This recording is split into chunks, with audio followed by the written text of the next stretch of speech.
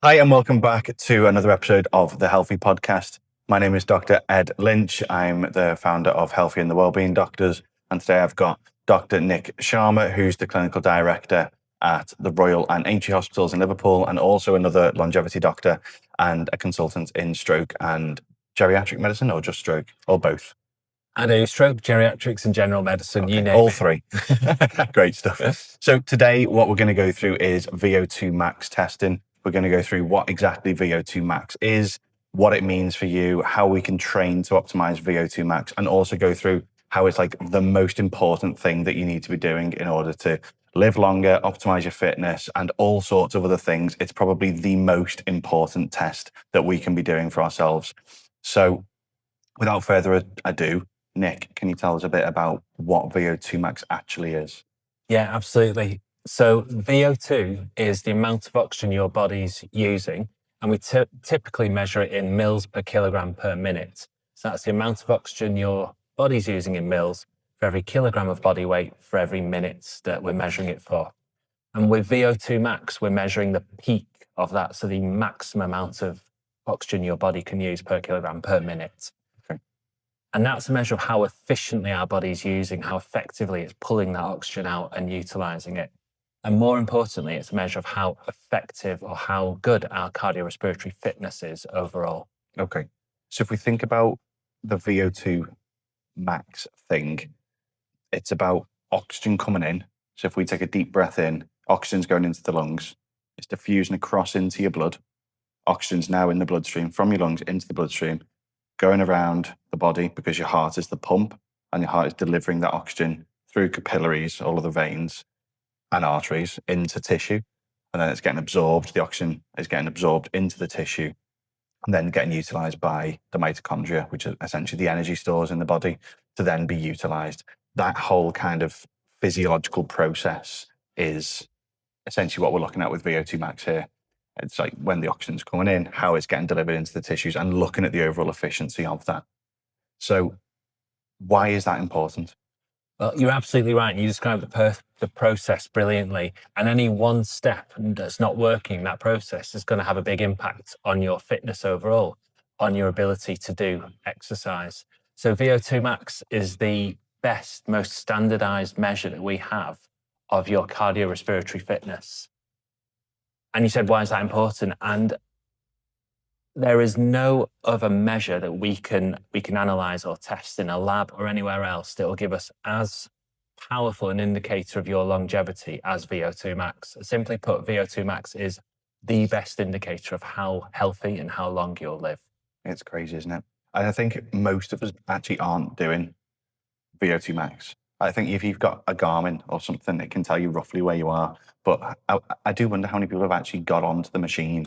So for people listening, VO2 max is where you link yourself up onto a treadmill, typically a treadmill, and you have a mask on, and it's very closely monitoring the amount of oxygen that you're using and how much you're blowing out. So we can work out how much oxygen you've used over a given time. And obviously we have your body mass. So that's what it looks like.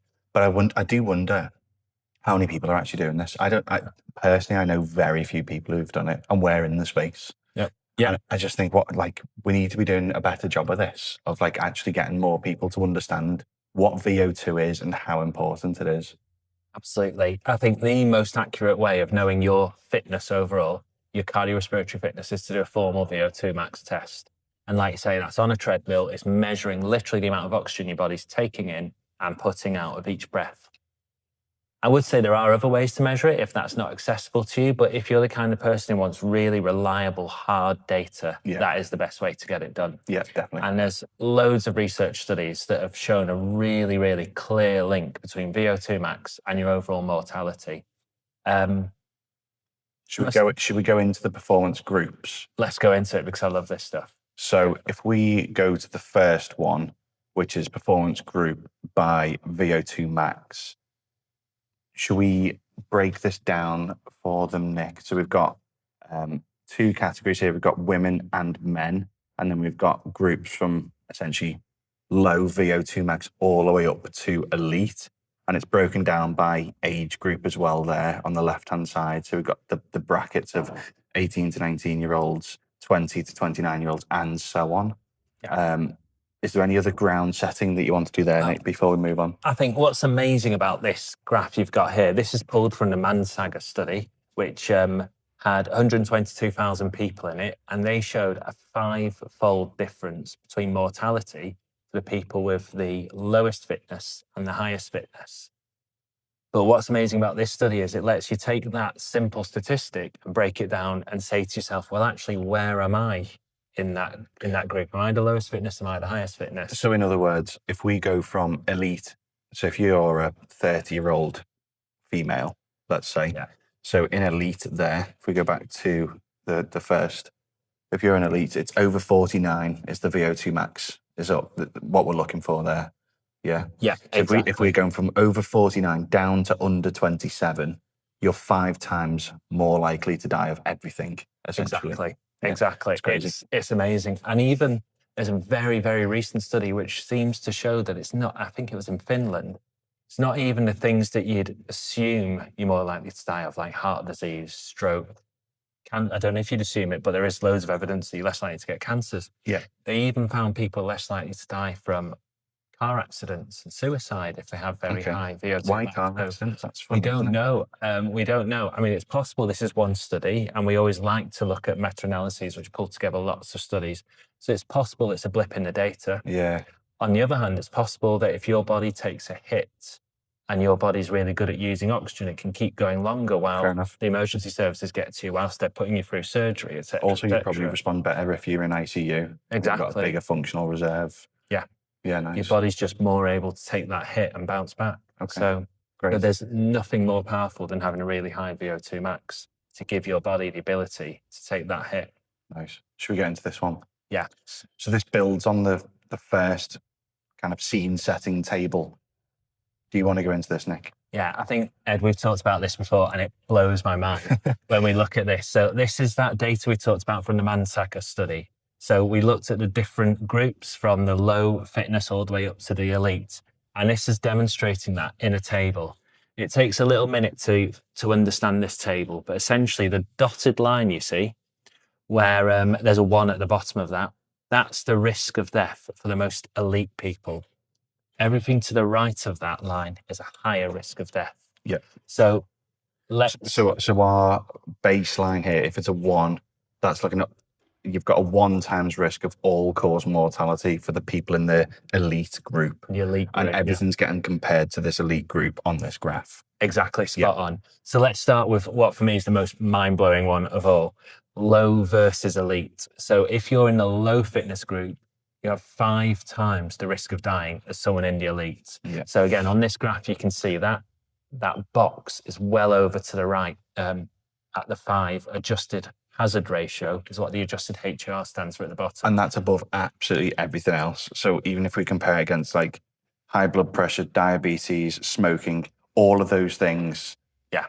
They haven't combined them, but like as an isolated things, yeah, it's 5 times more. And, you know, if we look at smoking, 1.41 increase in all-cause risk of death. Yeah. So your risk going up by about 40% there. Yeah, compared to the elite group if you're smoking. But then if you're in low fitness, it's going up just disproportionately more. It's crazy, isn't it? Exactly. It is insane. And like you say, take that smoking, so it's a 40% increase, 41%, isn't it? 1.41. CAD, that's coronary artery disease, basically having had a heart attack or having angina. It's a 29, let's call it 30% increase. Diabetes, a 40%. Yeah. High blood pressure, 20%. You know what? I showed another doctor this in A&E yesterday, and they were like, you've got to be careful with this, because they were saying, oh, well, you could advocate everyone to start smoking and exercise. Well, it's like, it's actually very clear. Yeah. Like, I'd rather people smoke but exercise really, really well than not exercise at all, because we've got a population of people who are not exercising at all, but then we really stigmatize people who smoke. Obviously, smoking's not healthy. Like, that is very clear. But not exercising is far, far, far worse for you than smoking. Yeah. But like, and you know, the body positivity movement and all of that, I don't feel it's helped this in terms of when we look at the hard data in terms of like what enables somebody to live longer and be healthy. Like, people have to exercise, and we need to be healthy weights. And like the best thing that we can do for ourselves is actually exercise. Yeah, you're right. And coming back to the body positivity movement, though, I think a lot of that is you can be any shape, but keep moving, keep exercising. It's 100%. so important. Far more important than being slim is being active. Yeah, we'll come on to that in a bit. And just I think the key thing with these dots on the graph is the further to the right, the bigger the impact is increasing your mortality.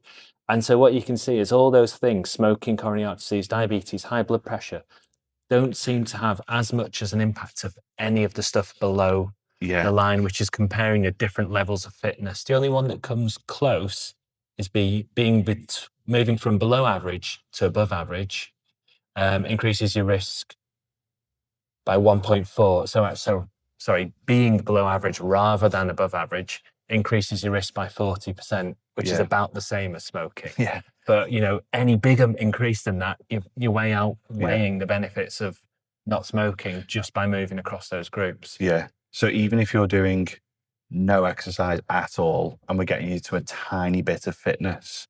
So say if we're going from, where do you want to go, Nick? Do you want to go from low to below average? Let's go low to below average, 1.95. So if you were doing below average amount of exercise and you stopped and dropped into low, you're doubling your risk. Of all-cause risk of death. All-cause death. Which is higher than smoking, coronary artery disease, diabetes, and in the next graph, cancer. Exactly. Or if I flip that, if you're doing nothing and you start exercising, you're halving your risk. Yeah. Like you say, way bigger than stopping all those other things. Yeah. And of course, it's a false dichotomy.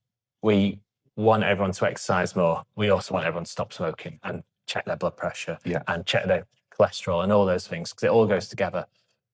But if you're going to do one thing, it's exercise more. Build your cardiorespiratory fitness. It's the key. So if we come on to this next one, Nick.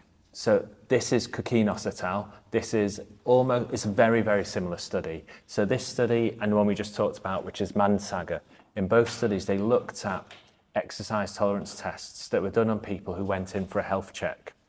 So in these tests, they did a modified Bruce protocol, which is a protocol you do on a treadmill where every 3 minutes you increase the intensity of your exercise and you measure how far along that protocol people got.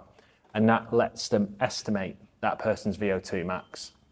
The reason they did this is because this study has 750,000 people in it. Putting 750,000 people on a treadmill with a mask and everything else, even if it only cost them £5 per person, it's going to be millions of pounds. So it's far easier to use data that's already out there on a normal treadmill.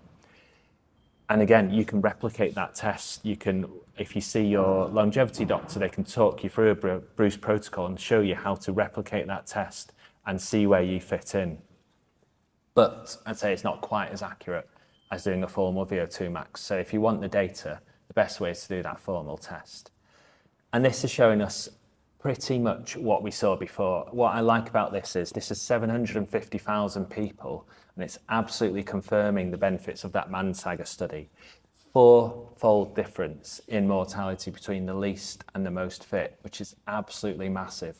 And that benefit dwarfs hugely any of the risks, you'd have from chronic kidney disease, smoking, diabetes, atrial fibrillation, cancer, heart disease, or high blood pressure. What I like on this one is that it's probably, I feel like the other study's slightly better because where we can refer back to that initial table that we get, it's clearer, isn't it? But I like the fact that he's included cancer, or the studies included cancer and other things in this as well. Just because people think, people are so scared of cancer, whereas actually like, I'd be much more scared of not exercising properly. Even if you're going from brackets from like moderate to low, it's about the same risk increase of going from moderate down to low as it is having cancer. It's crazy. And doesn't that blow your mind how much bigger the risk is? And we need to be clear that this is all cancers. Obviously there's some cancers that are super bad. I'm not saying if you've got cancer all you need to do is exercise more, but it just shows just how powerful cardiorespiratory fitness is. And it is, for me, it's right at the pinnacle. It's the king of all interventions you could do to live a longer, healthier, happier life. Definitely. And I also think, why don't we ask this stuff normally in the NHS? Because when I'm taking consultations, we very rarely ask about nutrition, exercise and sleep. And I think those three things, especially, there's lots of other things that I think we should ask about, but especially sleep, nutrition, and exercise. Those three are so fundamental to somebody's health, especially when we're looking at, this is just VO2 max. We're looking at the impact here. It's like, we don't understand that person's health genuinely or future risk unless we ask those questions. Absolutely. I think we need to bring it in. I think we just need to agree with you more. And we've talked about this before. And I feel like at the moment, the NHS is set up to be a sickness service, isn't it? It's there to patch you up when you become really ill. So if you're already dipped and it's trying to pull you back up. Whereas what we need is a health service, which is about keeping you as fit as possible. Yeah. I don't know if you've talked about it before, the concept of squaring the curve.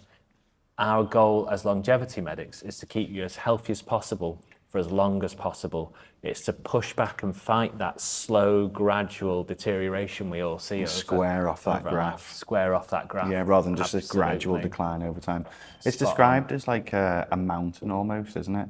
Where up to the age of 30 or 35-ish, we're on this gradual incline where it's like bone mass, muscle mass are all increasing, and you want to climb as high as possible. Yeah. And then when we get to that point, unfortunately, it is a bit of a decline. Yeah. So you just gradually like glide. You've jumped off that cliff now. You're on a glider, and you were gradually heading towards death. Yeah. You're right. Unfortunately, but the rate of decline we can actually control. So rather than just like aiming downwards and about to hit the ground, we can gracefully and again squaring that graph over time. Exactly. And I think this is so important. We can fight back. I think half the problem is mentality. We think we're meant to get slower as we get older, and we just let ourselves glide down, like you say.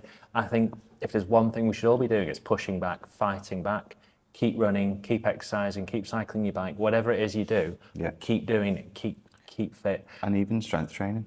Yeah, so 100%. You know, there's videos now of like 90, 95-year-old women and men who are doing deadlifts in the gym.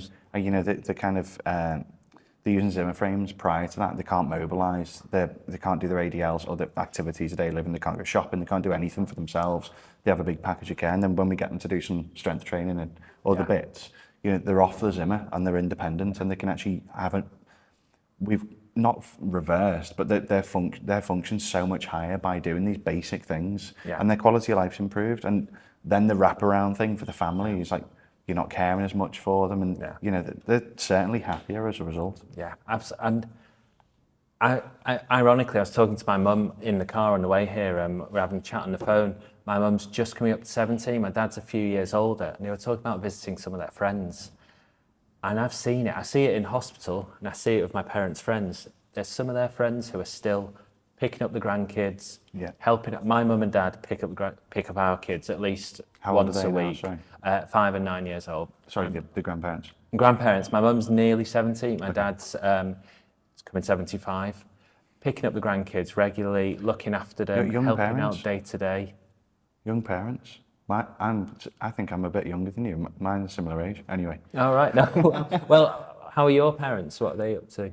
I mean, they don't stop. Yeah. I'm actually telling them to slow down a little bit. Like, they just don't stop. Don't tell them. Well, yeah, I know. But have you, I don't know if you see some of their friends or other people their age, and there's a huge, I see the ones who have gone downhill and they look physically smaller, struggling to get up, struggling to do day-to-day, basically trapped in their house. Yeah, well, this is interesting. You know, my granddad's 96 now. His sister's 103. Wow. But the family generally, my granddad's grip strength is outrageous. Like he's famous for his hugs as well. He would always dress up as Santa during Christmas times, but the hugs that like you wouldn't want to get a hug off my granddad, because he would bear hug you, like you don't want to do it. But and his grip strength as well when he shakes your hand. But I think that. But you know, he would smoke 80 a day when he was in the army. He would have salt and butter sandwiches during the war. You know, he wasn't a particularly healthy man for probably 30, 40 years. But his grip strength, like his strength has always been so high. Yeah. And I think it's the same for his sister, but you know, I think they've aged more gracefully as a result of like maintaining muscle tissue and bone tissue by staying active. 100%. And I think that's key. We can talk about all the benefits, all the research studies that are out there, but nothing's more powerful than what you've just said.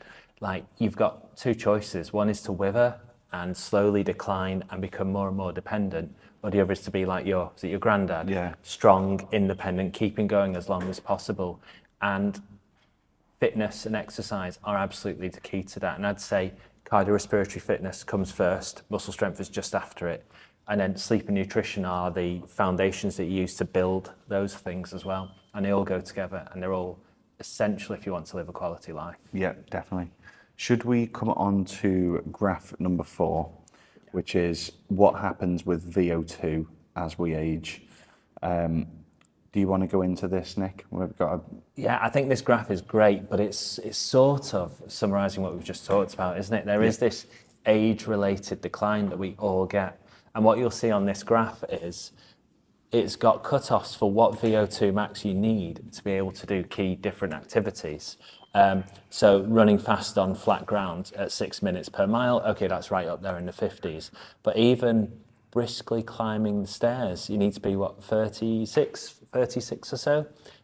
On this graph for the average, let's take the left-hand side, the average man, well, actually, when they're in their 70s, going on to the 80s, they're starting to dip below that level. So if you want to be able to briskly climb the stairs, you will need to be above average when you're in your 60s and 70s.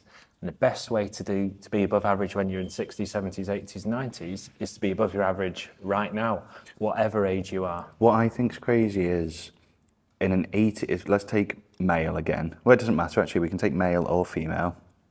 But if you look at if we go to 80-year-olds and we go for the elite line, so we go for that top green line, and we're looking at 80, they're able to leisurely play pickleball or climb stairs, depending on which graph we look at. But essentially, they've got the same level of function as somebody in their 20s, in the 25th percentile.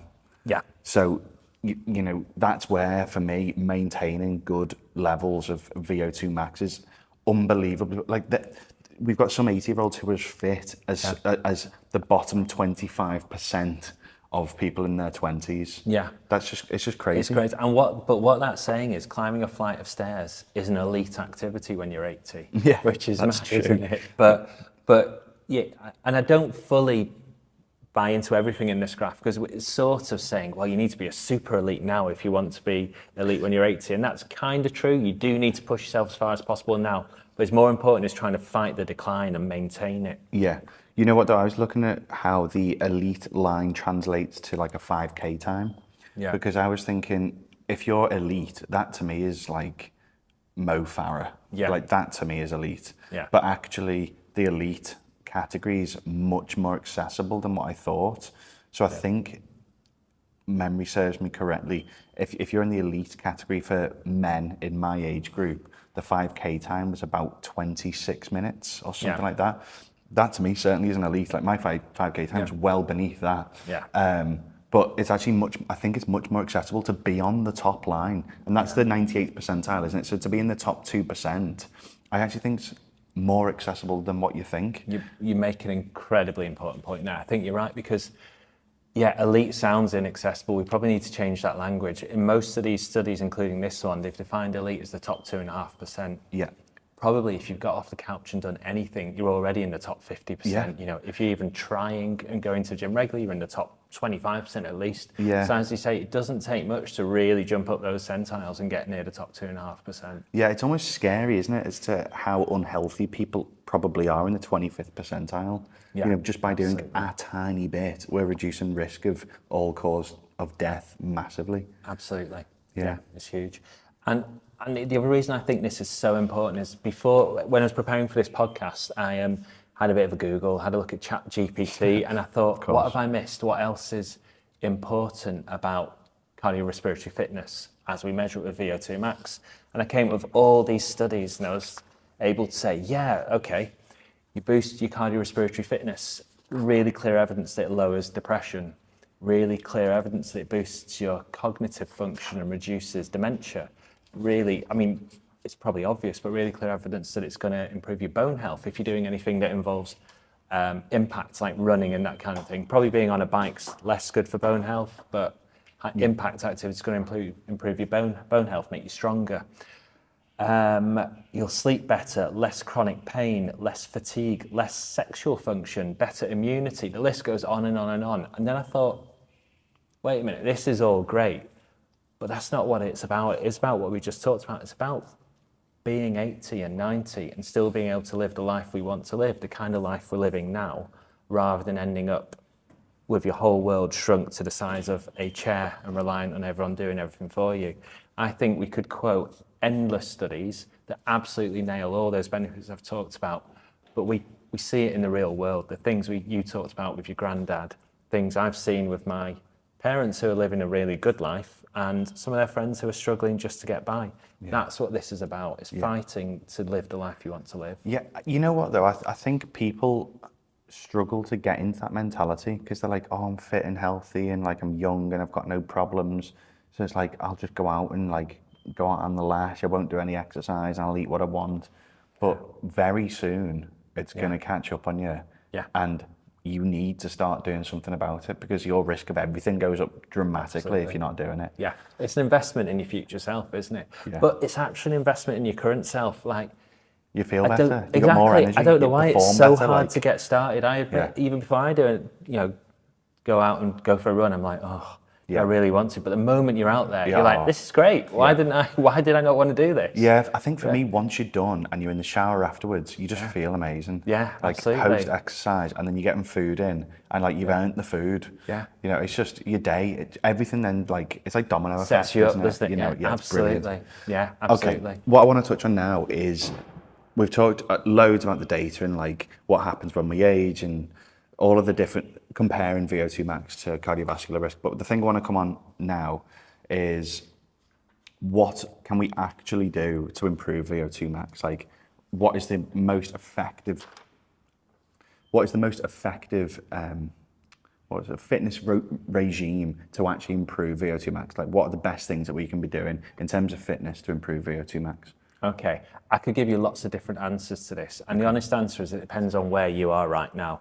I think Peter Attia says the best exercise program is the program you'll actually do. True. So if I say this is exactly what you need to do, but you're never going to do it, that's a waste of time. Hypothetically, if they're going to do it, okay, what do we do? All right. Can I not answer that just yet? Sure. Okay, go on. So I think my first thing is, if you're doing nothing, you need to do something. And I would always say the first goal is to build an exercise habit from wherever you are. You want to be doing consistent, reliable exercise, and you want it to be a habit. Even if that habit is 5 minutes every day, the first stage, the first phase is build the habit and plant that seed so it happens every day. Getting you from low into below average. It might not even get you out of low, but it's from someone who doesn't even think about exercise to someone who does something every day. Yeah. And once you've built the habit, it might be 5 minutes every day, then you've got the habit. So make sure you've built this habit of consistent exercise for at least 3 weeks. But then it becomes second nature, and then you can start ramping it up, but you've already built the consistency. Yeah. I think that's key. And I've got all sorts of my tips if you want to build a habit. I call it the easy way of building a habit, and easy is make it enjoyable. So if you hate running, don't run. Go swimming, get on a bike, do whatever else. Just do something you're going to want to do. Make it achievable and accessible. So this is what I said about 5 minutes. Don't say, I'm going to build a habit. I'm going to do an hour every day, because you'll do it for 2 days, then you'll go, this is ridiculous. Yeah. Even 4 minutes every day, but actually do it. Make the bar so low that you never miss, and you build that consistency. Make it accessible. To me, that's about making it as easy as possible. If you're going to go for a run, put your running shoes next to your bed, go to sleep in your running shorts and your running top. So you wake up and go, oh, this is convenient. I kind of can't not run because it's all set up for me. It's just, exactly. So make it as accessible as possible. Then my S in easy is make it sexy and satisfying. So by making it sexy, I mean make it something you really want to do. So if you need to buy yourself a really nice Gymshark top or whatever it is. So you think, I really want people to see me in my top. Plenty so of that at the moment. Exactly. But if that works for you, do it, roll with it. The other thing is, if you want to run just to look beach ready, I say just roll with it. Whatever you motivate, don't be like, oh no, I need to do it for this really worthy reason. Whatever motivates you, just harness it and make the most of it. So make it sexy and make it satisfying. So give yourself a little treat. It can be as simple as you've ticked off the box on your chart to say you've done your run for the week. Whatever's going to make it just that little bit satisfying that you've achieved that thing. And lastly, make it aligned with your why. So the why for easy. Align it with your why, so your purpose. Are you running because you want to be there for your grandkids when they're older? Are you running because you want to be there for your kids? Are you running because you just want to feel better? Or is it because you want to look great on the beach? But know your purpose, what your motivation is, and have that front and center. Great. So you've built that habit. And then I'd say next step is just add on a layer. You're doing 5 minutes a day, great, let's go for 10 minutes. But keep that bar so low you never miss, so you achieve it. And if you ever do fail, you never fail twice. The next step you are going to hit your goal. Great. So we're going to gradually ramp that up over time, but take time. The worst thing you can do is go too hard, too fast, and then end up injured. And then you've lost it for a month. And in that month, you've just wiped out. Let's say you have a week of not being able to do anything, you've wiped out several weeks of exercise. So the next step is try not to get injured. So I'd say lots of mobility training, flexibility things, strengthening your joints to make sure you're fitness ready. You've just made me think about the bed rest. Yeah. The increase in mortality of bed rest. Bed rest, what was the stat behind that? Lots of studies in geriatric populations who are admitted to hospital which showed a week of bed rest is worth 10 years of aging terms of muscle mass. That's crazy. And it's a great example of why you don't want to get injured. So don't rush too hard, take it easy, build it up slowly. But then if we are talking about the optimal, the perfect training program, is what we want to here's where we want to go. Sorry for the waffle, but I couldn't not do it. So the optimal, you want lots and lots of zone 2 cardio. So that's your gentle exercise where you can still talk to someone, you can still have a conversation whilst you're doing it. They say you should be able to talk but not sing. Yeah. So you can have a chat, but you can't take it to the next You should be a little bit uncomfortable. A bit uncomfortable. You should be able to hold a conversation. Exactly. And it's the level of exercise that you should be able to maintain for hours. Yeah. There's other ways of looking at zone 2, isn't there? So if you've got a tracker, you can look at the heart rate as well. I think the proper medical way of doing it is around lactate thresholds. Yeah. So you want your lactate threshold. Your blood it's not happening, is it, basically? But yeah, I think the lactate threshold is between 1.7 and 1.9. Anything roughly that is zone 2. But yeah, if you've got I just use a Garmin and I just set it up on a run to look at where I'm in zone 2 or whatever. Yeah. But if you haven't got any of those things, like you say, just use the talk or sing test. If you can sing, you push. If you can sing, it's probably roughly there. But if you can't hold a conversation, then you're pushing a little bit too hard. Yeah, spot on. Yeah. And you want to be doing, in any one session, you probably want to be hitting at least an hour of zone 2. And ideally doing at least 3 hours, 3 to 4 hours, maybe even a bit longer every week. That's building your base, your baseline fitness. Yeah, I think the split that we look at is the 80-20 split, isn't it? Like about 80% of your cardio should be in that zone 2 range. Yeah, you're right. And then the other thing you want, probably twice a week, is some high intensity training. It's the kind of thing where you really push yourself pretty much as hard as you can go, but for a short period of time, then have a rest, and then you go again, have a rest. I think the idea behind that kind of work is that you have the reason why it's interval is because you can't sustain VO2 max for very long when you're in that zone 5, or you're utilizing as much oxygen as you possibly can do. So you're probably using anywhere, if you're quite fit, you're probably using like between 5 and 6 liters per minute per kilo. It's quite a lot, isn't it? It's a lot of oxygen that you're pulling in. The idea behind the interval training is that you can't sustain that exercise for very long. So then you have a rest, and then we get back into that zone, so that if you're doing, let's say, as a one-off, it's not that useful. If you do like one sprint, max out, it's not that useful because the actual total volume's too low. But then when you stack those intervals together, say if you did 10 sprints in zone 5 or VO2 max, that's where it starts to become beneficial, because the total amount of time in that high output range is then super, super helpful. But that's probably 20% of your cardio, roughly, here or there. That's right, at that high intensity. And it's not clear how long those intervals should be. There have been studies with as short as 20 seconds of high intensity with 10 seconds rest and alternating. do that for 6 reps, then have a longer break and then come back. Yeah. Other studies taking it as far as 4 minutes of quite high intensity exercise, followed by 4 minutes rest in blocks. There's all different ways to do it. All different ways to do it. Yeah. I think the key is actually probably to mix it up. So if I was doing 2 sessions, I'd do one with really short, hard sessions, 30 seconds all out, followed by 30 seconds rest and alternating. And another session where I do more like, say, 3 minutes hard. It's probably going to be more like a 9 out of 10, but sustained for 3 minutes. And then let's say 2 minutes rest and then back to the 3 minutes. Yeah. And I think by mixing it up, you get the best. Definitely. I also think what's super interesting about doing the zone 2 stuff is you can concentrate on form. We were looking at this earlier, weren't we? Is where your intensity is slightly lower, you can actually work on your form. So there's something around like vertical oscillation with running, where if you're running on the spot, your vertical oscillation is huge, obviously, because there's no horizontal movement there. It's all of your energy is going into up and down, so it's very inefficient in terms of like what distance you cover, obviously, because you're running on the spot. Yeah. But if we're looking at overall efficiency of doing something, that's where we build all of our efficiency, or a huge amount of it, in zone 2, because we can work on form, where we can like minimize vertical oscillation and focus on transferring energy into forward motion. And it's the same thing with cycling, isn't it? If you're like still on the bike and your energy's going into that forward propulsion, nothing's moving apart from those. We're not going side to side, we're not going forward and back, we're just pushing the bike forward. That's where we're getting really high levels of efficiency. So it's translating, you know, all of the oxygen and the energy coming in into that forward motion.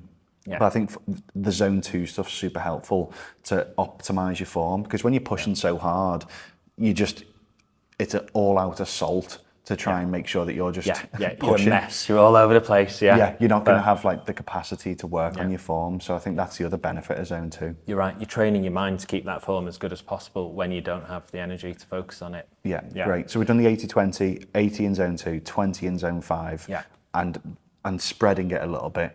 What about strength? I would say strength training is a key part of any kind of longevity fitness program. It will benefit you. It's not going to have a huge impact on VO2 max, but it's still important generally. But it will also help you build more mitochondria, more mitochondrial density, which will make your muscles more effective when you do push hard. So strength training has to be in there at least twice a week. Yeah. I think we'll do a whole other podcast on strength, but there's a whole, we can talk for another hour on that if we wanted to. Yeah, definitely. I think the key thing for strength for me is the muscle and the bone density, because I always say to people, your bone is active tissue, and you can actually, your bone tissue drops off as you age. We briefly touched on this. Past the age of 30, 35, it just drops off gradually. But you want to be putting like stresses through the bone when trying to bend the bone, because that is what actually maintains the bone density. Absolutely. Like running kind of helps, but not really. And cycling and swimming actually have a negative effect on bone density. But the thing which actually massively helps is putting a lot of weight through your bones. So like heavy kettlebells, those little 6-8 kilo dumbbells that you see people use aren't really going to be. You want to be doing like heavy farmer carries, heavy squats, heavy deadlifts, those kinds of things, because in like a whole wraparound regime, it's going to be really, really beneficial.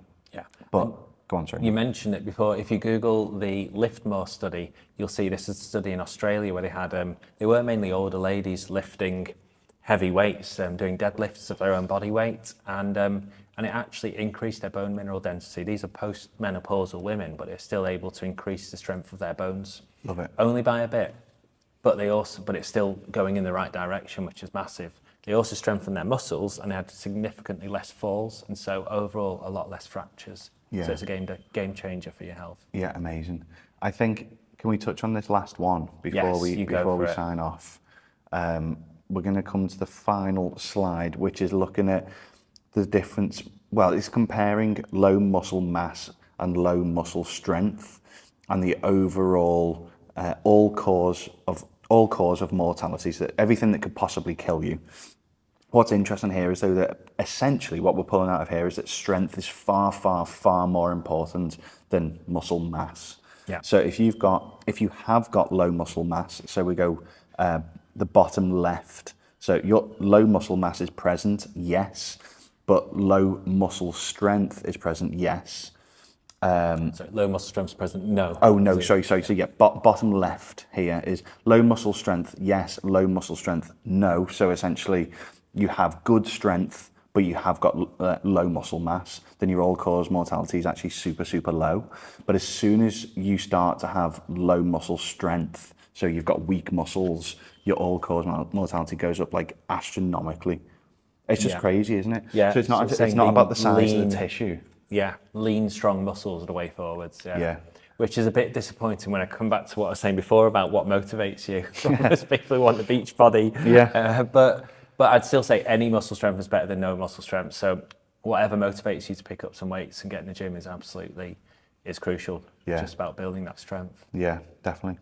Yeah. Is it spot on? Is there anything else that we want to go through on VO2 max? Any glaring things that we've missed? Just, we were talking about how you build your training regime, and what we talked about, I think, is the perfect regime.